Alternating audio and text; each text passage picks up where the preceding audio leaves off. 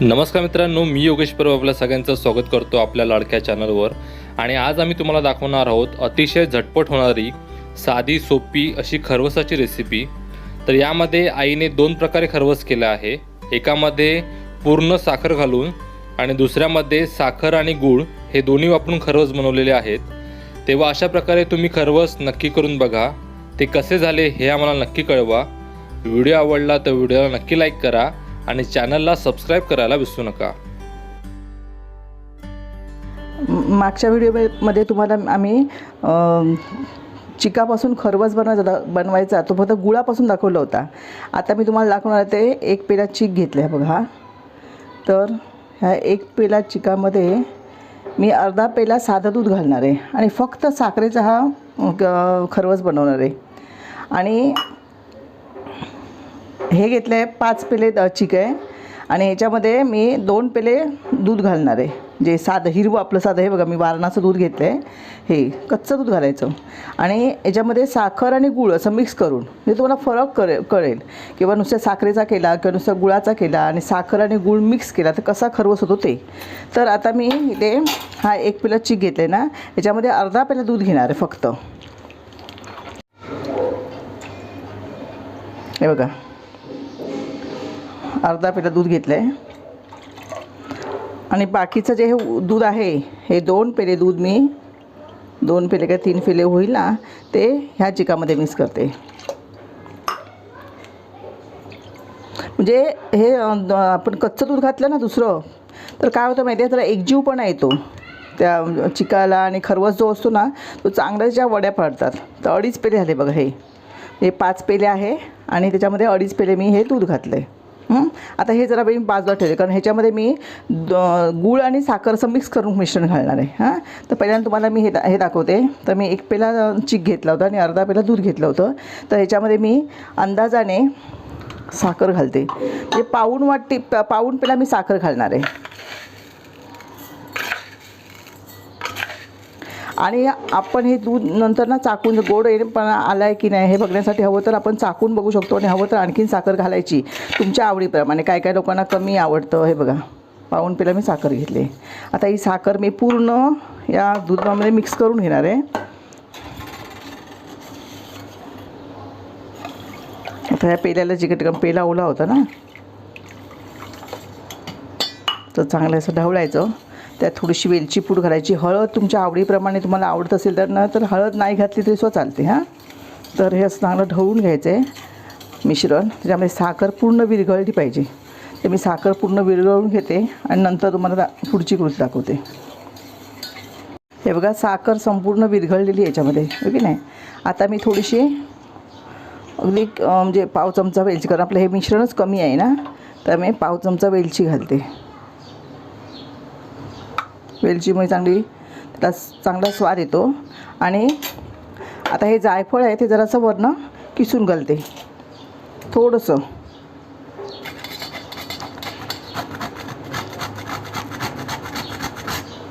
हे बघा, जास्त पण घालायचं नाही, आडूकपणा येतो त्याला थोडासा म्हणून. आणि चांगलं मिश्रण हे आपण चांगलं हलवून घ्यायचं परत, फक्त साखरेचं.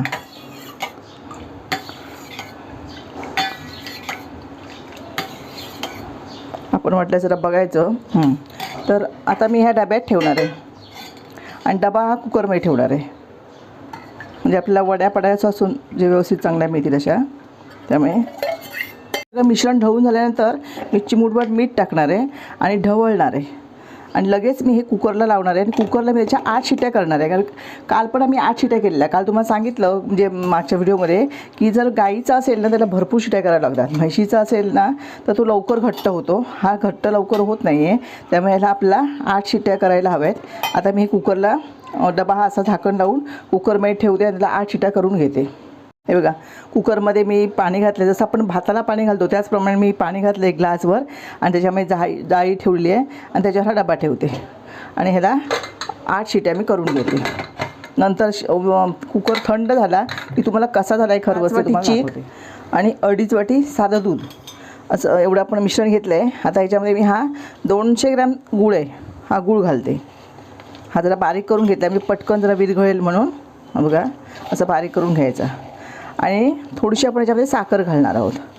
आणि नंतर सगळं विरघळल्यानंतर चव बघून नंतर आणखीन परत आपण साखर हवी तर तुम्ही साखर घालायची. जसं तुम्हाला गोड हवं असेल जास्त तर साखर आणि घातली चालेल.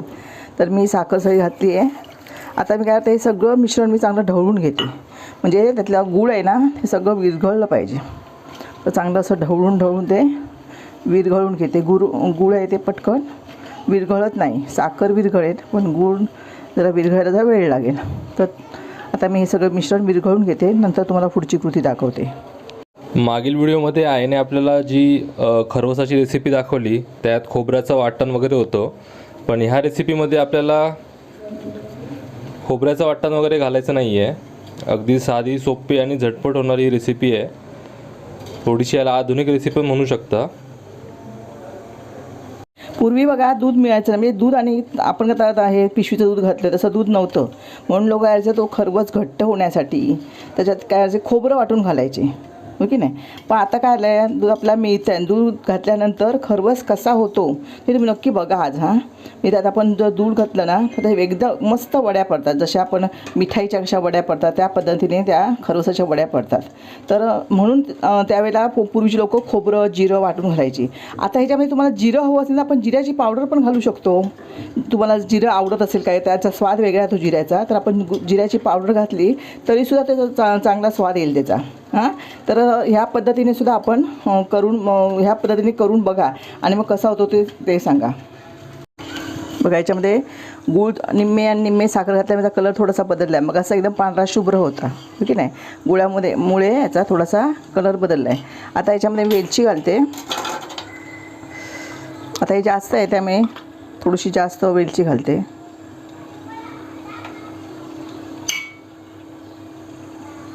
एक चमचा वेलची घातली आणि जायफळ किसून घेते. आणि हे मिश्रणात काय करायचं आपण ह्या टोपात नाही, थोडं दुसऱ्या डब्यात मी थोडंसं काढून घेणार आहे आणि नंतर मग कुकरला लावणार आहे. कारण हे का तो जेव्हा शिजतो ना त्या उकळ येतो आणि त्यामुळे बहुतेक बाहेर येण्याची शक्यता असते. म्हणून निम्मे भांड्यापर्यंत ठेवायचं. तर मी 2 भांड्यात हे मिश्रण करून मी लावणार आहे. तर हे बघा याच्यावरती मी जायफळ किसून घेतलं आहे. त्याच्यामध्ये चांगला स्वाद येतो त्या जायफळमुळे. आता हे सगळं मिश्रण मी चांगलं परत ढवळून घेते आणि कुकरला लावते.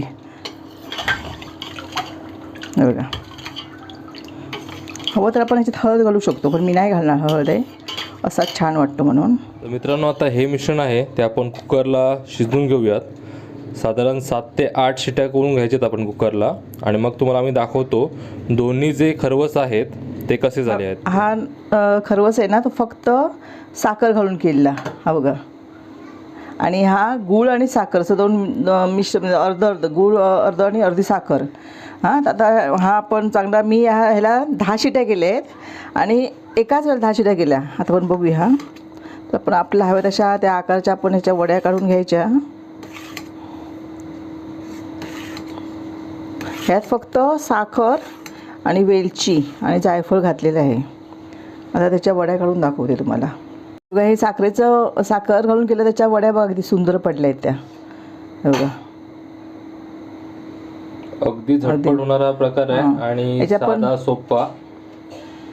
हे साखर घालून केलं आणि आता हे साखर आणि गूळ घालून केलेलं आहे खरवस तो बघा. त्याच्या पण वड्या चांगल्या आपण ह्यात दूध मिक्स केलं असल्यामुळे ते काय आलं आहे चांगले अगदी एकजीव झालेलं आहे बघा ते. आणि त्याच्या आपल्या हव्या त्या आकाराच्या आपल्याला त्याच्या आपण या वड्या काढून घ्यायच्या.